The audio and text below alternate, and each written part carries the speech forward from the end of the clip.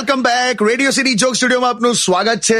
કિશોર કાકા, હમણાં જે થોડી વાર પહેલા જે પિનાકીન ભાઈનો ફોન આવ્યો હતો, પિંકેશ. એ તો તમે એને પિંકેશ કહો છો, બાકી એનું નામ તો પિનાકીન છે. હા, તે શું? એટલે પિનાકીન ભાઈ જે રીતે કહેતા હતા, મને થયું કે એ વાતને આપણે આગળ વધારીએ કે કાકા, લગન પછી ખરેખર લાઈફ બહુ અઘરી થઈ જાય છે. ના રે ના, એવું બધું ના હોય. હવે આ તો બધી આપણે બધા જોક મારતા હોય ને પતિ પત્ની પર, એટલે બધાને એવું લાગે. બાકી બધું આ સંસારમાં બધું સારું જ છે. થોડું એડજસ્ટ કરવાનું, થોડું સમજવાનું, ઓબ્ઝર્વેશન રાખવાનું. સાવ સરકારી બેંકના સ્ટાફ જેવું નહીં કરવાનું. સરકારી બેંકનો સ્ટાફ ક્યાંથી આવ્યો એકદમ? અલા, અમુક સરકારી બેંકના સ્ટાફ તો બહુ અઘરા હોય.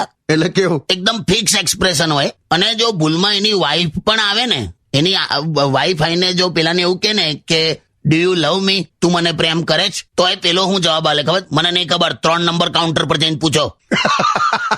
એટલે કેવું, સંસારમાં થોડું ઇન્વોલ્વ રહેવાનું. એકદમ સાવ આવું નહીં કરવાનું એમ. તો તમે કેવી રીતે એડજસ્ટ કરો? તારી કાકી હતા ને, તો બીજા કોની હાથેલા? હા, એટલે એ જ એમ. એટલે હું તો છે ને કે પેલા કેવું, આપણે પેલું આ પેપરમાં આવે ને આજનું રાશિફળ, હા, એ વાંચી કાઢવાનું. એ હવે એમાં તમે વિશ્વાસ કરો? હું નહીં વાંચતો, હું તારી કાકીનું વાંચી કાઢું. એટલે આપણને ખબર પડી જાય કે આપણો દિવસ કેવો જશે એમ. હા, તમે મને પહેલા કીધેલું. બીજું ઓબ્ઝર્વેશન રાખવાનું. એટલે કેવું? આપણે વાઈફને કહીએ ને કે ચા મૂક ને, હા, તો જે રીતે ખાંડડી દસ્તો લઈને આદુ કૂટતી હોય ને આમ ખપ ખપ ખપ ખપ, એના પરથી તને ખ્યાલ આવી જાય કે આજે કેટલી અકળાયેલી છે એમ.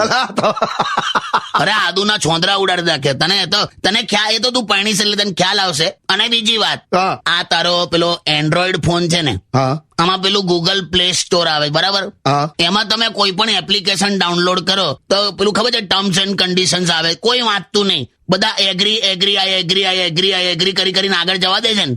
સેમ વાઈફ નું એવું જ છે. એ જે હોય ને એમાં આપણે એગ્રી એગ્રી કરીને આગળ જવા જ દેવાના. She is as good as application. જાઓ ને. Stay tuned with Kishore Kaka only on Radio City 91.1.